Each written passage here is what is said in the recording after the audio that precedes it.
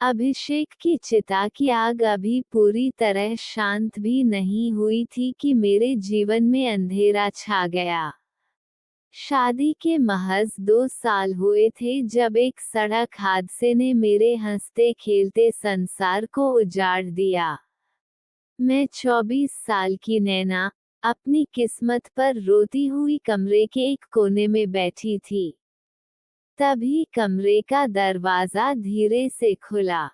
मेरे जेठ नरेश जी अंदर आए और उन्होंने पीछे से कुंडी लगा दी। उनकी आंखों में भाई की मौत का गम नहीं, बल्कि एक घिनौनी चमक थी। नैना, अब अभिषेक तो चला गया। इस बड़े शहर के बंगले में अकेली कैसे रहोगी? अगर यहाँ इज्जत से रहना है, तो तुम्हें मेरी हर बात माननी होगी। उन्होंने पास आते हुए मेरा हाथ जबरदस्ती पकड़ लिया। यह आप क्या कर रहे हैं जेठ जी?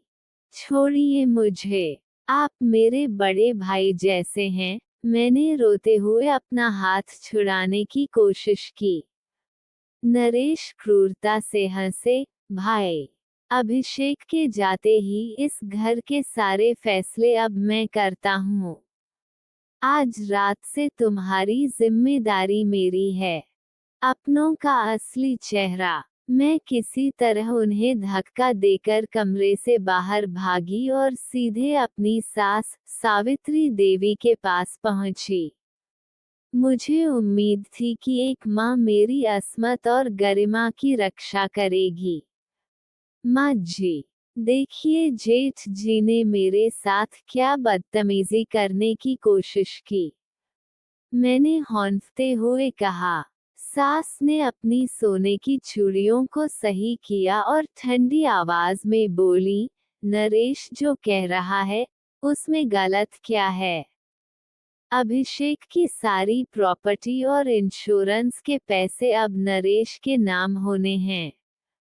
अगर तुम्हें इस घर की छत चाहिए, तो नरेश को खुश रखना ही पड़ेगा। वरना बेघर होने के लिए तैयार रहो। ये सुनकर मेरे पैरों तले जमीन खिसक गई। जिस परिवार को मैंने अपना सब कुछ माना था, वे सब अंदर से खोखले और लालची शिकारी थे। लेकिन उस पल मेरे भीतर के डर की जगह एक ठंडे गुस्से ने ले ली। मैंने जान लिया कि रोने से कुछ नहीं होगा। ठीक है माँ जी, मुझे सोचने के लिए कल तक का वक्त दीजिए, मैंने अपने आंसू पोंछते हुए कहा। नरेश और सास ने एक दूसरे को देखा और मुस्कुराए। उन्हें लगा कि मैं डर गई हूँ। अलमारी का राज और खौफनाक सच। अपने कमरे में आकर मैंने दरवाजा बंद किया। दिल बहुत तेजी से धड़क रहा था। मैंने हिम्मत जुटाकर अभिषेक के ऑफिस वाले लैपटॉप और लॉकर की चाबियां निकाली। मुझे प्रॉपर्टी के पेपर्स देखने थे।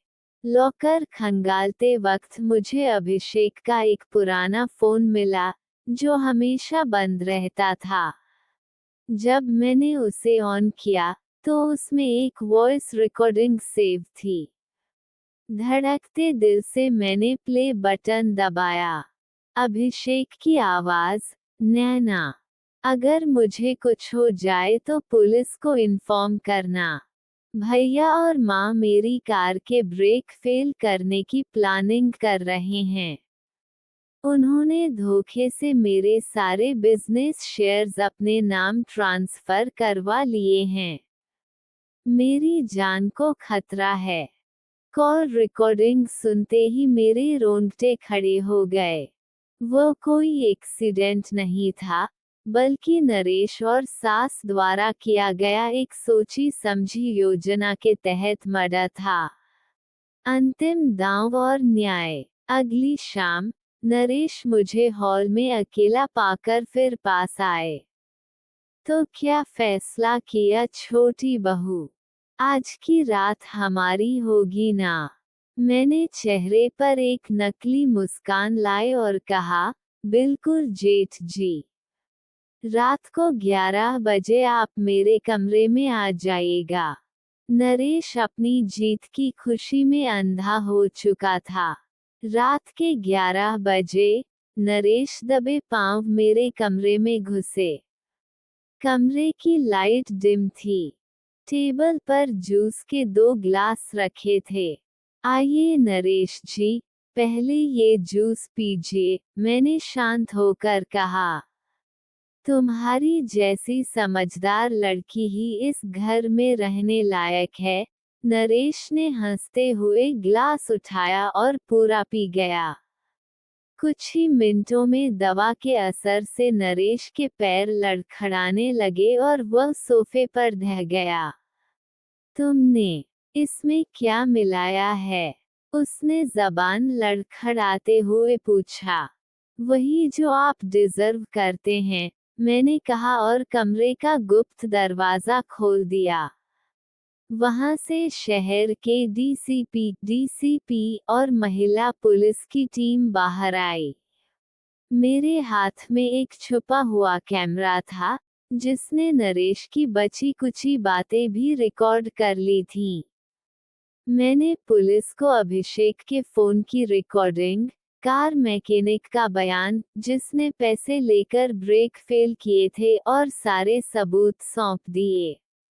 हंगामे की आवाज सुनकर सास भी भागती हुई आई, लेकिन पुलिस ने बिना वक्त गंवाए नरेश और सास दोनों के हाथों में हथकड़ियां पहना दी। ससुराल वाले जिसे बेसहारा समझकर दबाना चाहते थे, उसी ने कानून के शिकंजे से उनके पूरे साम्राज्य को ध्वस्त कर दिया। मैंने अभिषेक की तस्वीर के सामने हाथ जोड़े। आज उनके गुनहगार जेल जा रहे थे, और मुझे समझ आ गया था कि नारी जब अपने आत्मसम्मान के लिए खड़ी होती है, तो वह खुद अपना भाग्य बदल देती है।